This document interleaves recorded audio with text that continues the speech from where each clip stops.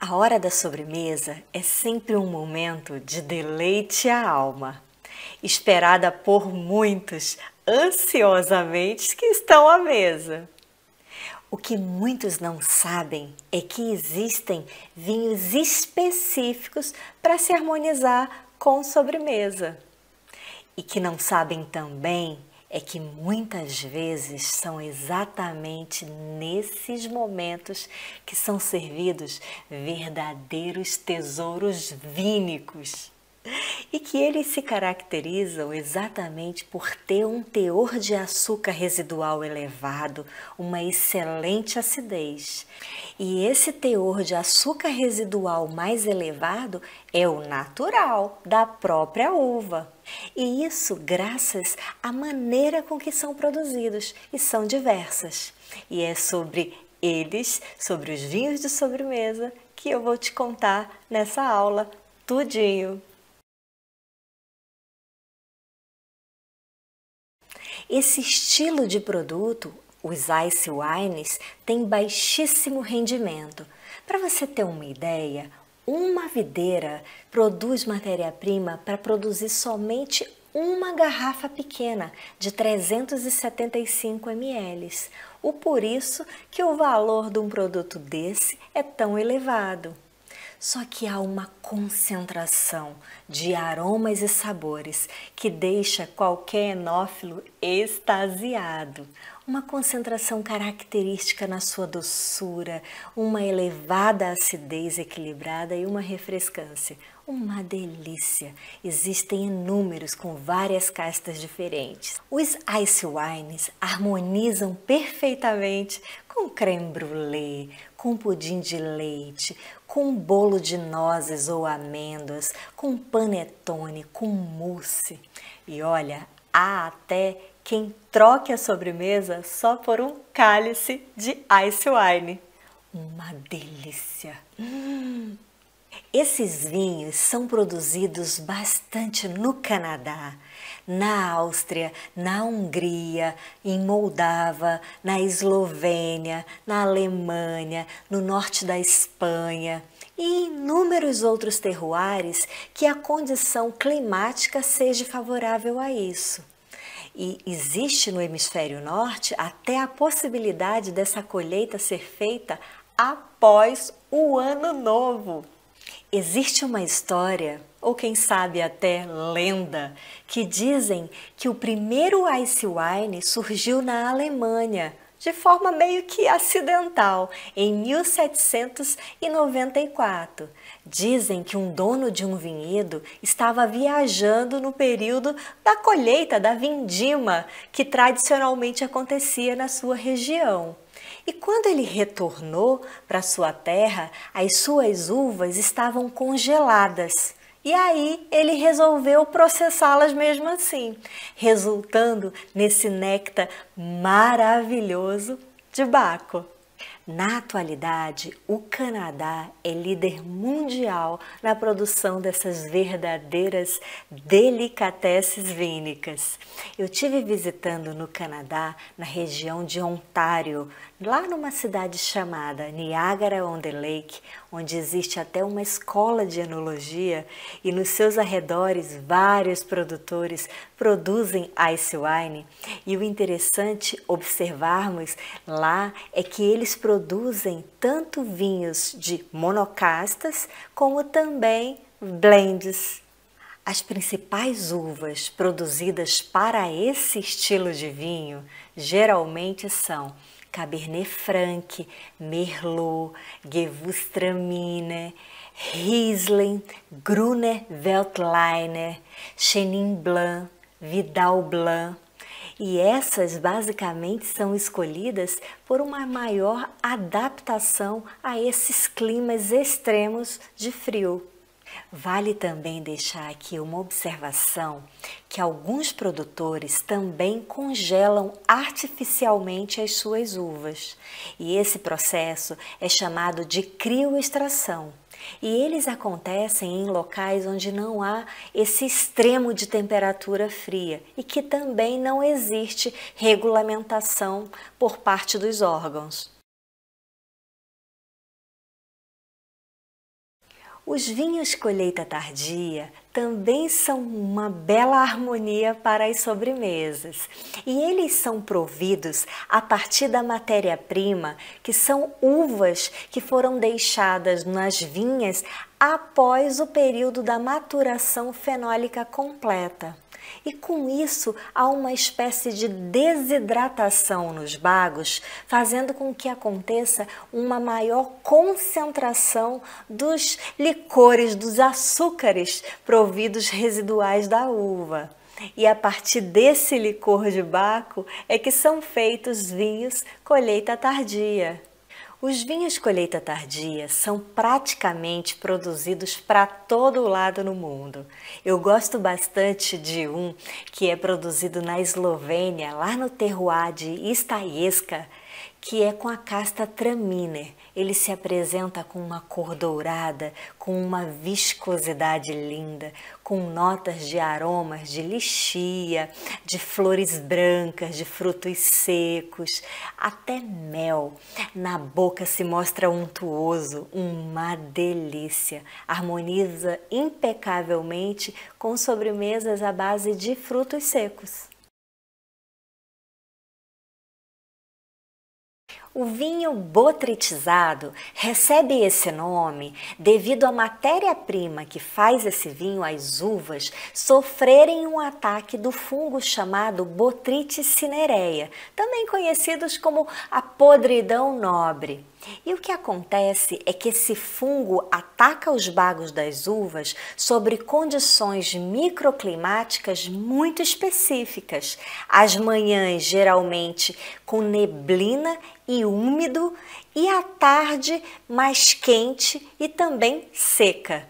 É assim que eles vão fazendo uma espécie de poros na pele da uva, fazendo com que ela desidrate o seu bago, concentrando ali açúcares, ácidos, sabores ricos em aromas deliciosos.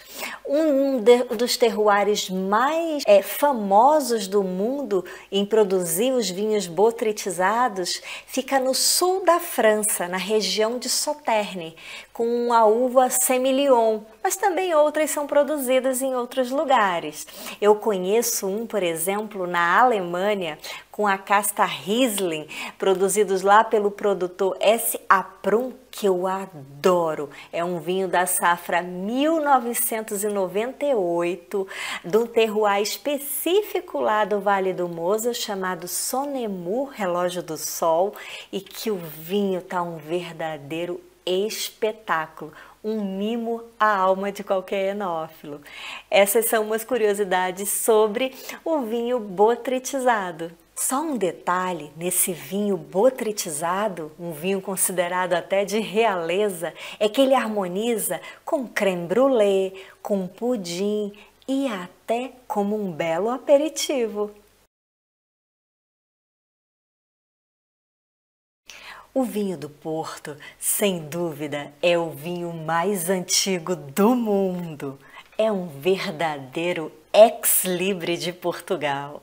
As suas uvas são plantadas na região demarcada do Vale do Douro.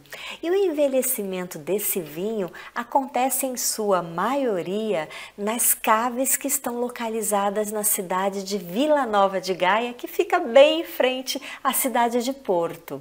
E esse vinho é um vinho fortificado. Isso significa que a sua fermentação é interrompida pela adição de aguardente vínica, fazendo com que haja uma maior concentração de açúcar residual. Existem diversos tipos de vinho do Porto, mas podemos fazer uma síntese e separá-los em dois grandes grupos, os Rubis e os Townings.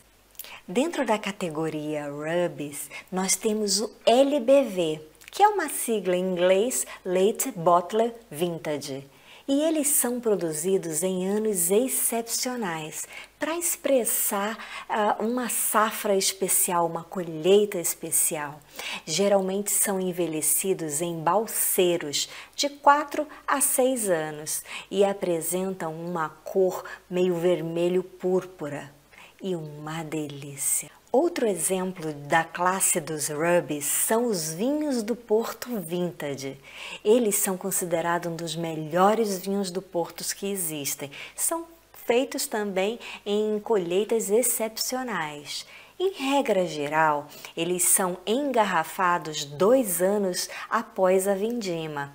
E o interessante é que esse estilo de vinho é o único que envelhece em garrafa, de 10 a 50 anos. E essa cor vermelha que ele apresenta num primeiro momento, com o decorrer do tempo, vai descorando e vai perdendo a sua tonalidade. A categoria dos vinhos Tawny reserva uma característica muito peculiar. O seu envelhecimento acontece em madeira, então o contato com a madeira ganha muito mais complexidade nos seus aromas e sabores, e eles podem ser divididos de diversas formas: no colheita, no reserva, no de 10, 20, 30 e 40 anos. O curioso é que quando você se deparar com uma garrafa de vinho Tawny, por exemplo, de 40 anos, na verdade, ele pode até ter mais de 40 anos ou menos, porque é uma espécie de média, um cálculo médio que eles fazem para chegar e datar o vinho com a idade. É bem interessante isso. Eu conheço um produtor, por exemplo, que tem um vinho de 40 anos e na média dele está muito superior a isso, que poderia até, se fosse categorizado assim, colocar 50 anos. É bem interessante esses detalhes do mundo dos vinhos curiosos. Os vinhos Tawny são uma delícia, harmonizam de diversas formas, dependendo do vinho que se for escolhido, de 10, de 20, de 30 anos. Claro que há uma variação enorme em características organolépticas, o que dá até uma possibilidade de fazer harmonização não só com sobremesas, mas com aperitivos ou com algum prato específico também durante a refeição. O vinho Madeira recebe o nome da ilha onde ele é produzido. E lá é um lugar mágico, bem no meio do Oceano Atlântico. O vinho Madeira tem características de aromas e sabores inigualáveis e também uma elevada acidez, mas o surpreendente dele realmente é a capacidade de longevidade.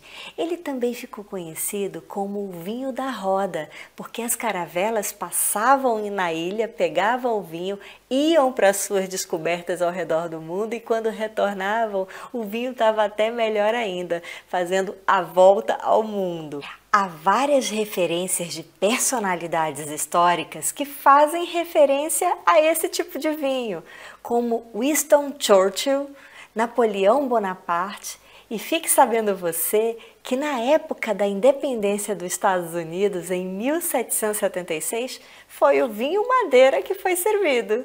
Dizem até que esse vinho era os preferidos de Thomas Jefferson, John Adams e de George Washington.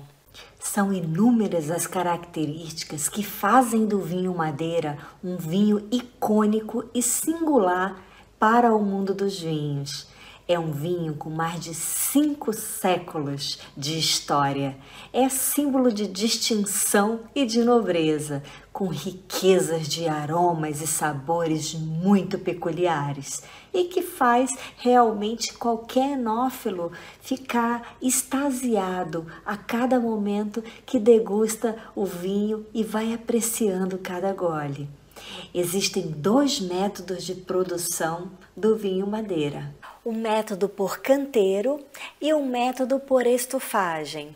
O método por canteiro simula o que acontecia nas caravelas naquela época atrás.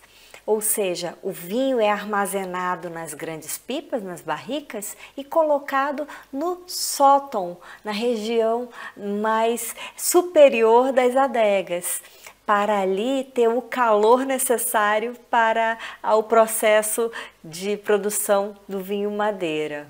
O interessante é a riqueza de aromas e sabores que esse vinho vai ganhando. E fica por ali no sótão das empresas por em torno de 5 anos. O método por estufagem, ele na verdade imita uma estufa. Ou seja, o vinho é colocado em grandes tanques e submetido a temperatura de 45 graus por 3 meses, o que permite fazer uma maior quantidade, produzir uma maior quantidade de vinho em menor tempo. As castas brancas cultivadas na ilha são Malvasia, Boal, Verdelho, Cercial e Terrantez. A casta tinta negra é a casta tinta que é mais produzida, chega a ser 90% de toda a uva produzida na Ilha da Madeira ser da tinta negra. E isso é devido à sua alta produtividade, baixa exigência e precocidade. E uma situação interessante é que quando não tiver no rótulo do vinho o nome da casta, provavelmente é de tinta negra. Com notas tão ricas e tão complexas, o vinho madeira, com essa excelente acidez, pode ser harmonizado com uma infinidade de pratos, gerando a quem degusta sensações maravilhosas de aromas e sabores e texturas e um verdadeiro acalento à alma. Essas harmonizações, é claro, irão depender do estilo do vinho madeira a que foi escolhido, pois existem os secos, os meios secos, os doces e os meio doces. Os secos produzidos com a casta cercial, eles casam muito bem com entradas à base de azeitona, amêndoas torradas, canapés à base de caviar ou salmão defumado, peixe e até um queijo de ovelha. Já os meios secos casam com deliciosos consomés, sopa de cebola gratinada e até creme de nata. Os meio doces casam impecavelmente com o queijo da Serra da Estrela, com soufflé de queijo, com chocolate ao leite. Já o madeira doce casa muito bem com frutos tropicais, com frutos secos, com queijo gorgonzola e rabassal. E como dica final, nesse vídeo que é destinado a vinhos de sobremesa, fica aí a dica do espumante. Essa bebida vínica que pode ser uma bela de uma saída coringa, que inicia e até finaliza uma refeição. Existem inúmeros estilos de espumantes diferentes, de teor de açúcar residual diferente, e é importante você analisar o que te agrada, o que agrada ao teu paladar. Essas foram algumas dicas de produtos vínicos, de vinhos que são destinados a harmonizar com sobremesas. Espero que você tenha gostado do conteúdo. Se você gostou, compartilha com algum amigo que você acha que também vai gostar. Não esquece de curtir, de comentar e de ativar o sininho aqui no canal. Até já!